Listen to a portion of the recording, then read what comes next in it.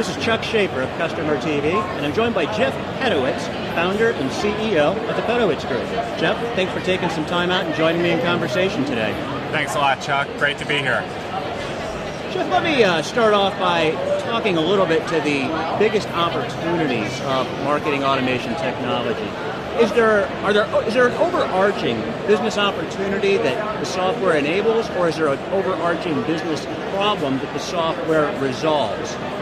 I think it's definitely an overarching business problem, which is helping connect marketing to revenue. Marketing automation as a platform enables that process to happen because it gives marketing the critical information to document how its campaigns are performing, and it can take information on those customers, pass it into CRM, and make the connection between lead and program and campaign data and opportunity and closed business data. Very good. Jeff, for the customers that are deploying this technology, are there other common benefits that they seek out to achieve? Well, certainly they want to get more efficient in their marketing operations. They want to be able to produce more campaigns with less effort. They want to be able to streamline their content and their operations, get better reporting, get better visibility into the things that they're trying to do. And overall, they're really trying to fundamentally improve in 6 major areas. Overall revenue acquisition strategy, their people, their organizational development, skills, competencies, the processes related to demand generation, the technology that they use, the revenue marketing architecture, marketing automation, CRM, content, social, the content, and finally, revenue results. We call that the RM6 at the Pedowitz Group. Jeff, where do you think we are in terms of customers crossing a chasm to mainstream adoption of marketing technology? You know, honestly, I don't think it's quite there yet. This industry now is a good 15 years in. Started with Epiphany back in the 90s, and if you look at Salesforce's customer count alone, well over 80,000 companies. All of the major marketing automation companies combined are under 10,000. So we still have a very long way to go in terms of driving user adoption. We're seeing a very nice pickup over the last 24 months. The vendors are getting better at sharing the message, educating and advocating, but we have a long way to go before we get to mainstream adoption. What do you think it is that's holding customers back from more rapidly adopting this technology? It's hard. Yeah, there's a lot of things that you have to do, as I mentioned, those 6 areas. Strategy, people, process, technology, content. You're transforming. Marketing has to learn finance, get better at math. They have to think long range about their campaigns. They have to run multiple campaigns. They have to think about content in a fundamentally different way. That's a lot to ask of an average marketer. Doesn't mean that they're not smart, quite the opposite. It's just a different way of thinking.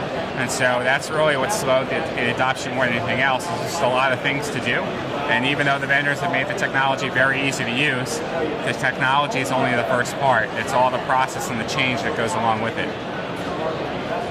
Jeff, do you think that marketing automation technology can provide adopters a competitive advantage, or are we soon to get to the point where the technology becomes so pervasive that it really is more a cost of doing business, and not having it will deteriorate your business model?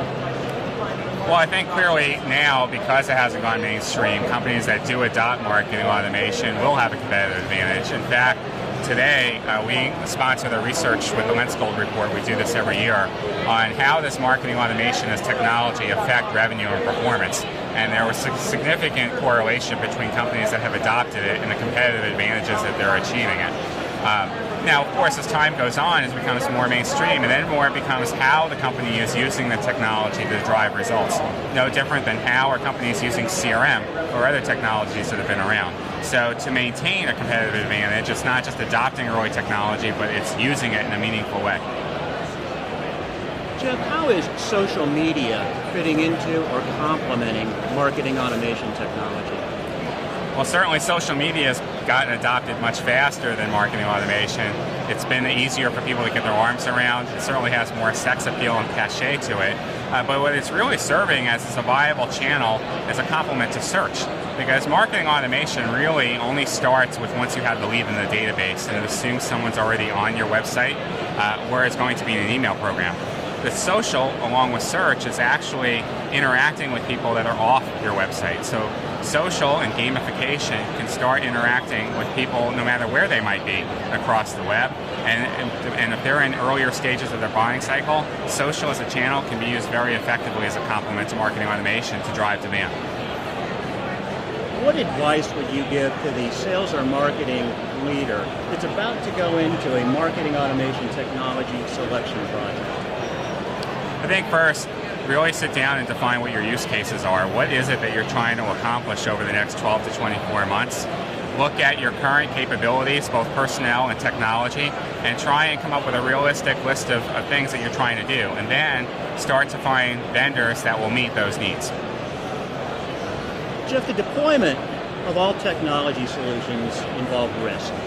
What are the most common risks when deploying marketing automation technology, and how do you recommend mitigating those risks? Much like any other technology you would implement, misaligned or unrealistic expectations from executives or key salespeople. And so it really starts off with getting a very solid plan and setting that plan with key stakeholders. What is it that we're trying to do? And then not trying to boil the ocean, coming up with a realistic plan of where you can get value. Now, with any of these systems, whether you're using Marketo or others, you can get very good ROI very quickly, but you also have to have a realistic plan of what you're trying to do. And so I think if you don't oversell it and you focus on some brass tacks, you'll be fine. Do you have any other advice for a business leader that's about to embark on a marketing automation technology journey?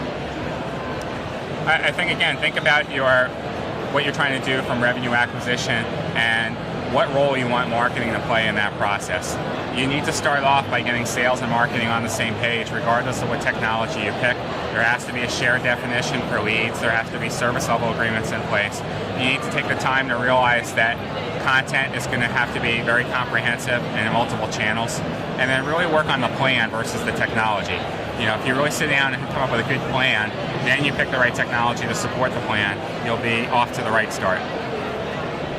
For my last question, if we look ahead a couple of years, how do you expect the marketing automation technology industry to change or to evolve? Well, it really needs to continue to drive education and adoption, and it's not just really about making the tools easier to use. I think the vendors have accomplished that. I think it's helping customers see different ways in how they can apply the technology to solve real problems. Create more networking, create more opportunities to learn and to share. At this point, there's more than enough technology and functionality under the hood to help any business achieve a lot of results. But most people just don't see the path. They end up having a system after 6 months or a year, and they're just still doing basic email. So really helping the customers understand how they can use the technology to solve problems is the best thing that they can do. Very good. And with that comment, I think we're at a good break point for our conversation. Thank you for your comments, thank you for your insight, and thank you for joining me today. Thanks a lot, Chuck. Really appreciate it.